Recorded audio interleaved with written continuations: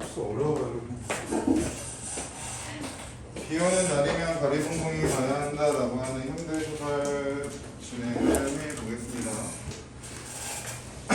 일단 비 오는 날이면 가리봉봉이 가야 한다라고 하는 작품이 어떤 내용을 다루고 있는지를 먼저 보시면 좋을 것 같은데, 도시 변두리에 사는, 도시 변두리라고 하는 건 서울이라고 했을 때 서울에서는 집값이 비싸니까 서울에 사는 사람들이 많이 없겠죠. 서울 말고 사이드 지역 또는 나머지 지역이라고 생각하시면 좋을 것 같습니다. 도시 변두리에서 살아가는 소외된 사람들의 삶을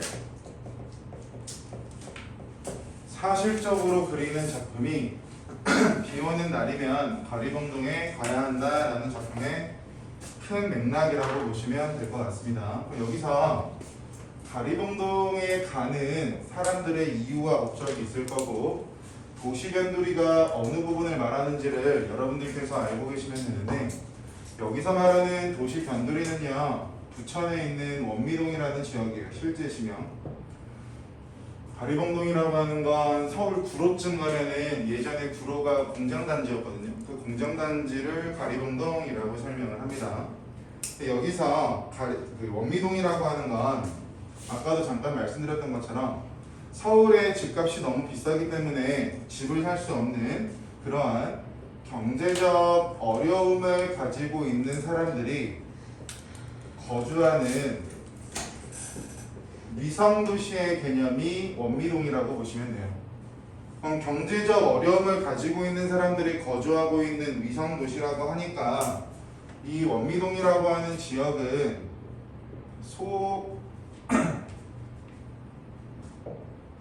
소시민 또는 하층민들의 생활공간이 되겠죠. 도시가 있는 사람들은 교통도 좋고 중심인 서울에서 살 거고요. 그게 아닌 사람들은 변두리의 사이드에 가서 살 테니까요.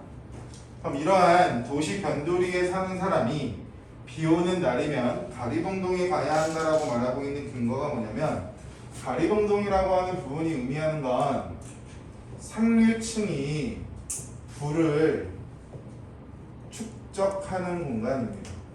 가진 사람들이 더 많이 가질 수 있는 공간으로 형성화가 돼요.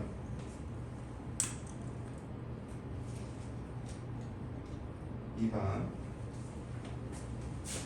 부유층의 이기적이고 비윤리적인 공간으로 형상화가 되는 것이 가리봉동입니다.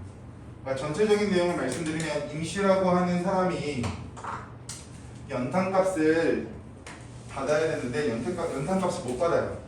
그래서 연탄값을 받기 위해서 가리봉동에 끊임없이 찾아가지만 가진 자가 이런저런 핑계를 대면서 임씨에게 연탄값을 주지 않아 임씨의 생계가 어려워지는 상황이 나오고, 임씨가 이러한 사회적인 구조의 모순에 대해서 비판도 하고요, 분노도 표출하고요, 절박함을 드러내는 작품이 비 오는 날이면 가리봉동에 가야 한다라는 작품이라고 보시면 될 것 같습니다.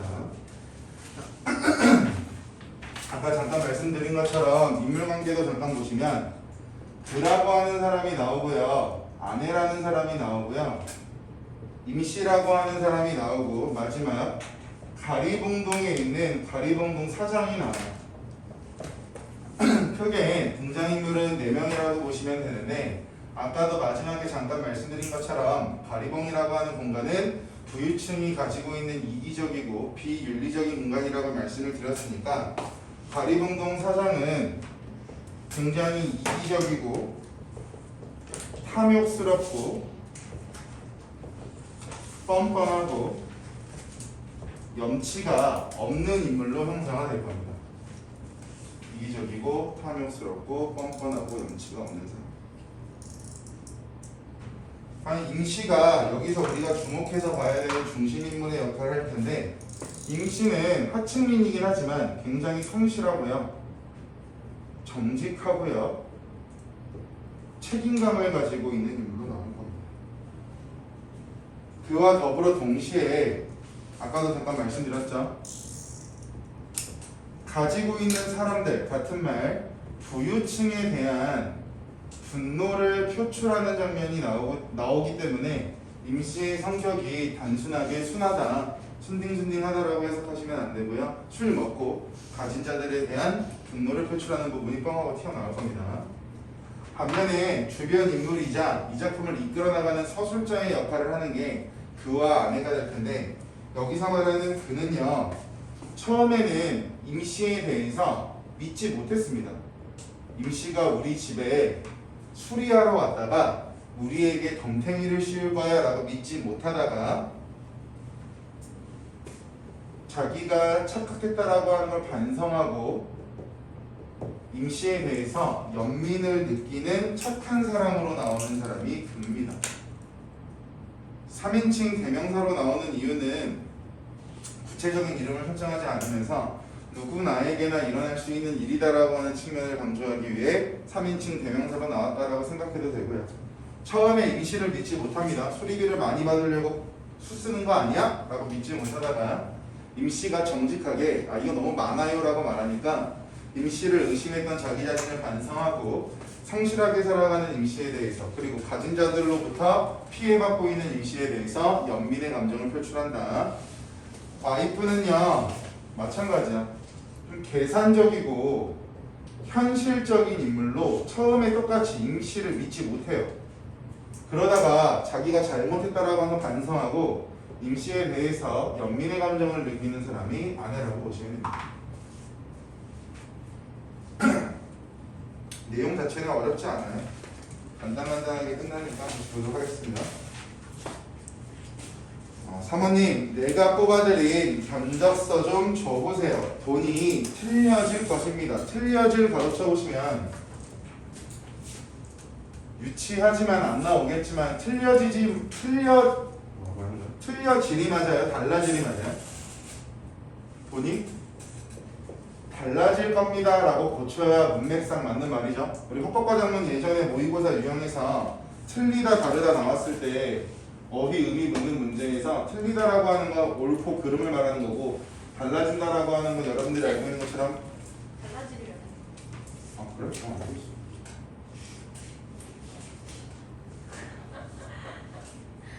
그렇습니다. 아내가 손에 쥐고 있던 견적서를 내밀었다. 인쇄된 정식 견적 용지가 아닌 분홍 밑그림이 아른아른 내비치는 유치한 편지지를 사용한 그것을 임씨 동그라미 중심인물이죠. 한참씩이나 들여다보았다. 그와 그의 아내는 임씨의 입에서 나올 말에 주목하여 잠깐 긴장하였다. 술을 마셨더니 눈으로는 계산이 잘 안 되네요. 임씨는 분홍 편지지 위에 엎드려, 분홍 편지지가 계속 나오고 있는데 이 분홍 편지지 동그라미 쳐보시면 분홍 편지지가 여기서 무슨 역할을 할 거냐면요, 임씨의 정직함을 드러내는 소재가 될 겁니다. 여기서 말하는 분홍 편지지가 왜 임씨의 정직함을 드러내냐면, 임씨의 입장에선 그와 아내가 자기에게 돈을 너무 많이 준다라고 생각해서요, 그 편지지 위에 다시 계산을 하고 불필요한 돈을 뺀 다음에 저는 이것만 있으면 됩니다 라고 표현을 하는 수단이 되기 때문에 임씨의 정직함을 드러낸다 라고도 설명합니다. 이어서 볼게요. 엎드려 아라비아 숫자를 더하고 빼고 또는 줄을 긋고 하였다. 그는 빈술병을 흔들어 겨우 반잔을 채우고는 서둘러 잔을 비웠다. 임씨의 머릿속에서 굴러다니고 있을 숫자들을 잔뜩 애를 태우고 있는 스스로가, 여기 밑줄, 스스로가 정말이지 역겨웠던 밑줄.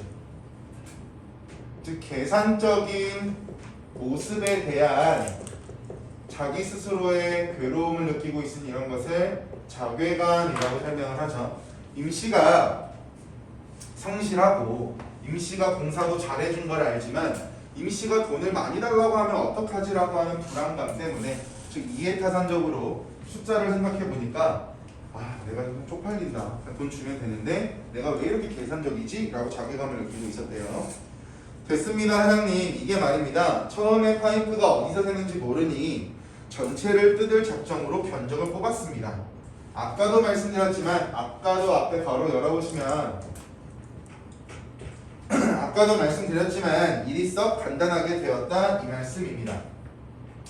그래서 노임에서 4만원 빠지고 시멘트도 다 안 들었고 모래도 그렇고 쓰레기 치울 용달차도 빠지게 되죠. 방수액도 타일도 반도 못 썼으니 요게 빠지고 또 가로 닫아보시면 임시의 정직함이 들어가는 부분이죠. 그러니까 그 돈을 아무 말 하지 않고 다 받을 수도 있었을 텐데 실제로 공사에 들어간 내용 요소가 또는 공사에 들어간 부품 자체가 굉장히 적었기 때문에 이건 받기가 그렇습니다 라고 하는 부분이 될 테니까 임시가 볼펜심으로 꾹꾹 찔러가면 조목조목 남는 것들을 설명해 갔지만 그의 귀에는 제대로 들리지 않았다.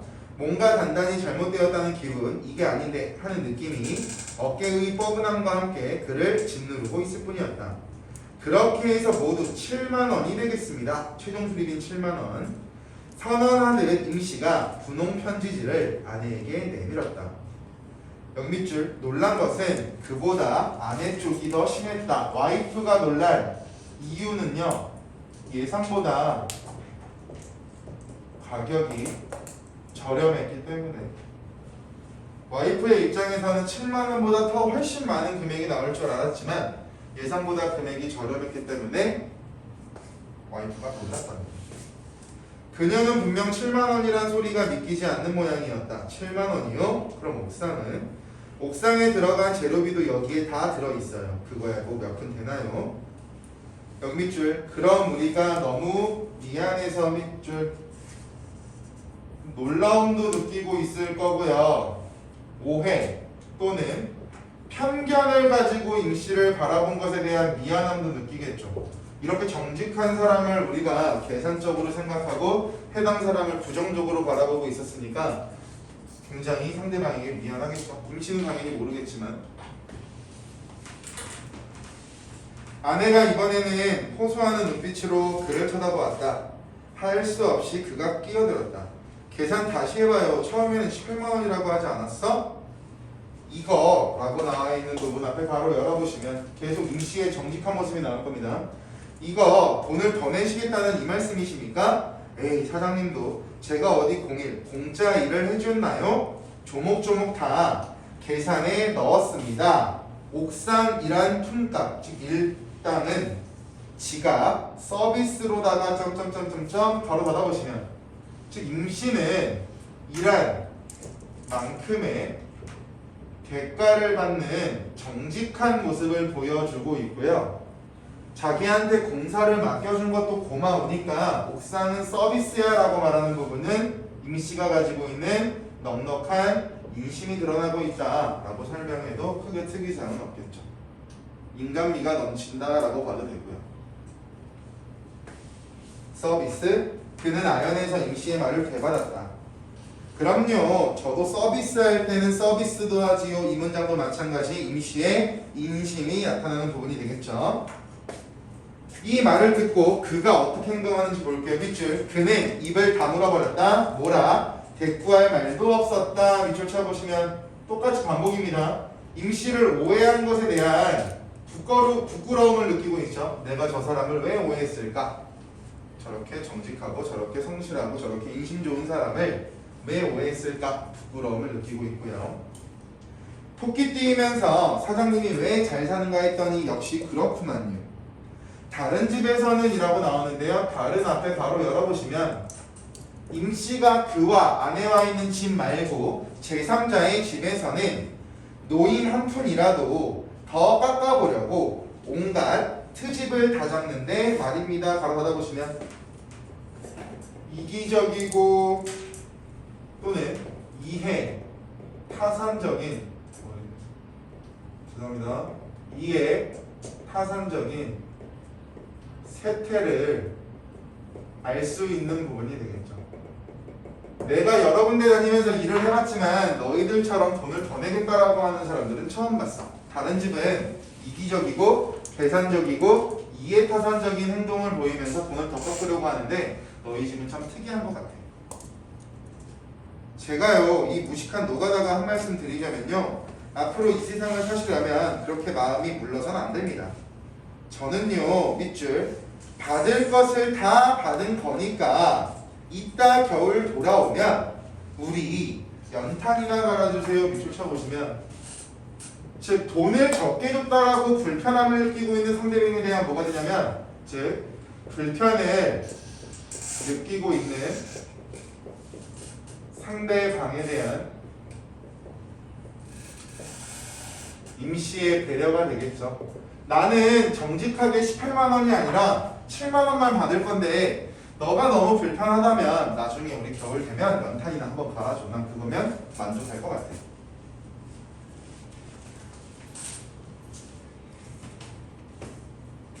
이 말을 듣고도 그는요 당연히 오해한 것에 대한 부끄러움과 미안함 때문에 마음이 편치 않겠죠. 밑줄 쳐볼게요. 그는 1층 현관까지 내려간 임씨를 배웅하기로 했다.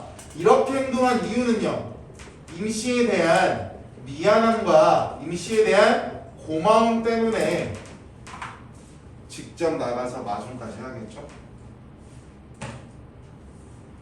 어두워진 계단을 앞서거니 뒤서거니 내려가면서 임씨는 연장 가방을 몇 번이나 난간에 부딪혔다. 시원한 밤 공기가 현관 앞을 나서는 두 사람을 감쌌고 그는 무슨 말로 이 사내를 배웅할 것인가 궁리해 보았다. 밑줄 수고했다는 말도 고맙다는 말도 이 사내의 그 서비스에 대면 너무 초라하지 않을까 1번. 즉 임씨의 정직한 모습 때문에 그가 반성하고 자신이 잘못했다라고 하는 것을 깨달았죠. 임씨의 정직한 모습 때문에 그가 반성하고 그가 무언가를 깨달았습니다. 두 번째 2번. 이렇게 볼 수도 있겠죠. 임씨의 정직함과 인간미 또는 인심에 대해서 그가 감동하고 있다라고 말해도 크게 특이사항은 없을 거고요. 그래서 이 문장 자체가 어떻게 보더라도 말은 되는 문장이고 어떻게 보더라도 특이사항은 없는 부분이니까 연결지어서 알고 계시면 좋을 것 같습니다. 이어갈게요. 형씨라고 나와 있는데 형씨 밑줄 치시고요. 여기서 말하는 형씨는 누구냐면 그라고 보시면 돼요. 그 안에 임시 가리봉동 화장 중에 그 형씨는 집이 있으니 걱정할 거 없어요. 요즘에는 집값이 너무 비싸니까 집만 있어도 걱정할 필요는 없겠죠. 토끼띠면 어쩔 거요. 집이 있는데 어디 집값이 내리겠어? 저런 것도 추겠기나.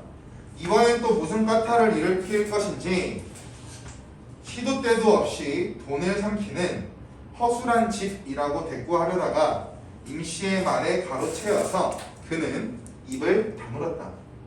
난 말이요, 임씨 이야기를 하겠죠. 임씨가 이 토끼띠 사내는 말이요 보증금 150만 원에 월세 300만 원짜리 여기 네모 지하실 방. 이 지하실 방이라고 하는 공간은요 임씨의 비참한 현실을 상징하는 공간이 지하실 방이라고 보시면 돼요. 지하실이라고 부정적이다 이런 부분이 아니라 지하실 방과 대조를 이루는 공간이 나올 겁니다. 상대적으로 봤을 때 지하실 방에서 6식구가 살고 있어. 가리봉동 그 자식은 가리봉동 그 자식 밑줄 쳐보시면 예죠. 이기적이고 탐욕스럽고 뻔뻔하고 염치 없는 사람. 가리봉동 그 자식은 곧 죽어도 맨션 아파트요. 맨션 아파트. 맨션 아파트 세모 쳐보시면요.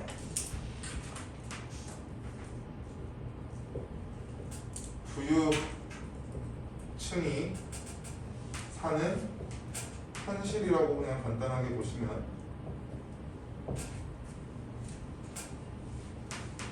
결국 이 두 가지 사이에는요 가난한 사람은 계속 가난해질 거고 넉넉하게 사는 사람들은요 계속 넉넉하겠죠. 즉 사회의 구조적 모순 또는 부조리한 측면을 고발하기 위해서 지하실 방과 맨션 아파트를 대비 같은 말 대조하고 있다라고 보시면 될 것 같습니다. 이걸 가지고 뭐라고 나오냐면 어차피 지하실방이 상징하는 게 임시고 맨션 아파트가 상징하는 게 가리봉동 사장이 되니까 간단하게 보면 임시와 가리봉동 사장의 대비 또는 대조를 통해서 사회의 구조적 모순과 부조리한 측면을 고발하고 있다라고 말해도 특이사항은 없고요. 그러니까 지하실 방이라고 해도 되고 임시라고 해도 되고 맨션 아파트라고 해도 되고 가리봉동 사장이라고 말해도 돼요. 임시는 주먹을 흔들며 맨션 아파트라고 외쳤는데 그의 귀에는 꼭 맨손 아파트처럼 들렸대. 맨션 아파트, 맨손 아파트 체크해 보시면 언어 유희요. 말장난하는 거죠. 언어 유희.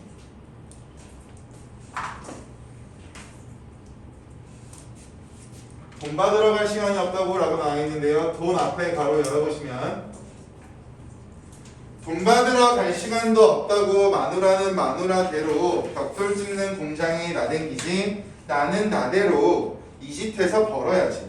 그래도 달걀 프라이 한 개에 마음 놓고 못 먹는 세상 바로 닫아보시면 1번 결국 성실하게 일해도 가난에서 벗어나지 못하는 상황이 되겠죠. 아무리 내가 성실하게 노력을 하고 있지만 거기 나와 있는 것처럼 가난에서 벗어나지 못하고 있습니다. 이런 것을 통해서 도시 노동자 또는 도시 하층민들의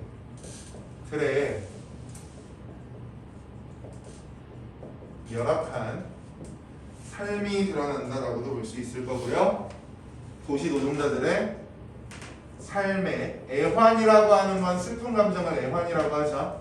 슬픈 애환이 드러난다라고도 볼 수 있을 거고요. 세 번째, 사회 구조적 모순에 대한 임시의 분노가 드러난 부분이다라고도 볼 수 있는데 임시의 분노는 뒤에 가시면 더 적나라하게 드러나는 부분이 있지만 여기도 해당 사항이 있는 부분이라고 알고 계시면 좋으실 것 같습니다.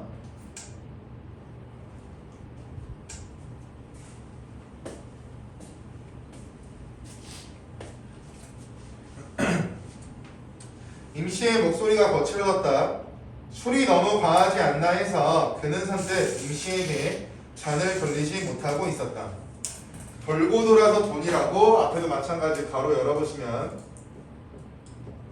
돌고 돌아서 돈이라고 돌고 도는 돈놈 있음 나와보라 그래. 우리 같은 신세는 밑줄 쳐보시면 도시화 측민이죠. 도시에서 살아가는 우리 같은 도시화 측민의 신세는 평생 이지랄로 끝장이야. 돈? 에이 개수장 말라고 해. 가로 닫아보시면 즉 가난에서 벗어나지 못하는 뭐야? 밖에 나가서 좀 하고 있다가 하세요. 가난에서 벗어나지 못하는 사회 현실에 대한 좌절감, 절망감 또는 낙담이라고 하는 것, 부정적인 현실에서 포기하는 것을 낙담이라고 설명을 하죠. 또 세상에 대해서 비판적 인식을 드러내고 있다라고 말해도 맞고요. 이 부분과 관련해서 우리가 알고 있는 속담 중에 개천에서 욕난다라는 말 있잖아요, 그죠?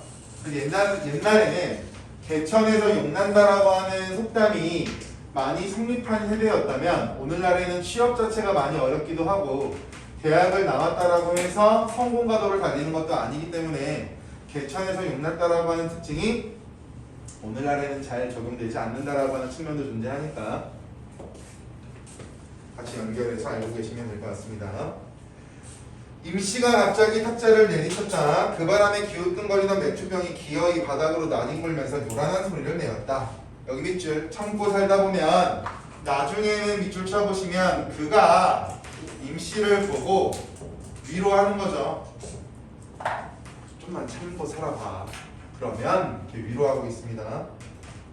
위로를 하면 좀 풀려야 되는데 임시의 마음속에 있는 사회 구조적인 모순에 대한 비판적 인식은 그렇게 쉽게 해결이 되지 않겠죠. 밑줄 모두 다 소용없는 일이야. 자포자기하고 있죠. 이렇게 살아봤자 아무런 의미가 없어. 그가 위로한다라고 해서 임씨가 느끼고 있는 정서나 임씨가 느끼고 있는 감정은 아무런 영향을 받지 못하고 아무런 특이사항이 발생하지 못하겠죠. 임씨의 기세에 눌려 그는 또 말을 맺지 못하고 입을 다물었다. 나중에는 임씨 역시 맨션 아파트에서 살게 되고 달걀 프라이쯤은 역겨워서 곰국은 물배만 채우니 싫어서 갖은 음식 타박에 비 오는 날에는 양주나 찔끔거리면서 사는 인생이 될 것이다 하고 말할 수 없었답니다. 위로하고 싶었지만 말을 할 수 없었대요. 천번 만번 참는다고 해서 이 두터운 벽 세모 쳐보시면 모순된 현실, 뭐 같은 말로 부조리한 현실이라고 할 수가 있겠죠. 저는 이렇게 보시는 분도 계세요. 사회의 구조적 장애물이다. 앞으로 나아가고 성장하기 위한 사람들이 바로 막혀서 성장하지 못하는 장애물의 역할을 한다라고 보시는 분도 계세요. 바라보는 관점이 좀 다양하니까. 이렇게 오를 수 없는 저 꼭대기가 꼭대기 동그라미 쳐보시면 여기서 말하는 꼭대기는요 사회 계층 구조상 맨 윗부분이라고 보시면 돼요. 상류층. 하층민들은 실질적으로 오늘날 대한민국 사회가 계급 사회는 아니지만 돈으로 계급이 나뉘어져 있다고 하죠. 금수저들이 막 술집이나 도로 위에서 해코지하는 거랑 비슷한 개념이 될 텐데 여기서 말하는 꼭대기라고 하는 단어는 사회계층의 꼭대기를 말할 거고 임시에게 있어서는 도달하기 어려운 목표가 되겠죠. 아무리 성실하고 아무리 열심히 일해도 나의 생활 자체가 달라지는 것도 없고 가난은 지속이 되기 때문에 도달하기 어려운 목표라고 설명할 수가 있겠죠. 그는 임시의 핏발선 눈을 마주보지 못하였다. 엉터리 견적으로 주인 속이는 일꾼이라고 종일토록 의심하면서 손해볼까 두려워 국리를 거듭하던 꼴을 눈치채이지는 않았는지 아무래도 술기운이 확 달아나 버리는 느낌이었다. 제 아무리 탄탄해도 라면가락으로 유지 걸어쳐보시면 라면가락으로 유지된다 같은 말 도시 하층민의 삶. 도시 하층민들은 계란 후라이 하나를 해먹을 돈도 없으니 단순하게 라면으로만 유지하겠죠. 사내의 몸뚱이는 술 앞에서 이미 제 기운을 잃고 있음이 분명했다. 임씨의 몸이 자꾸만 한쪽으로 쏠리는 것을 보면서 그는 점차 술이 깨고 있었다. 어떤 놈은 앞에 가로 열어보시면 소비나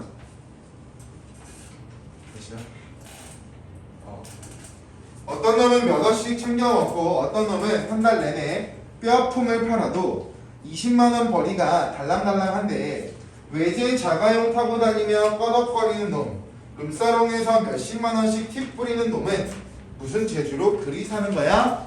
죽일 놈들 죽여. 바로 닫아보시면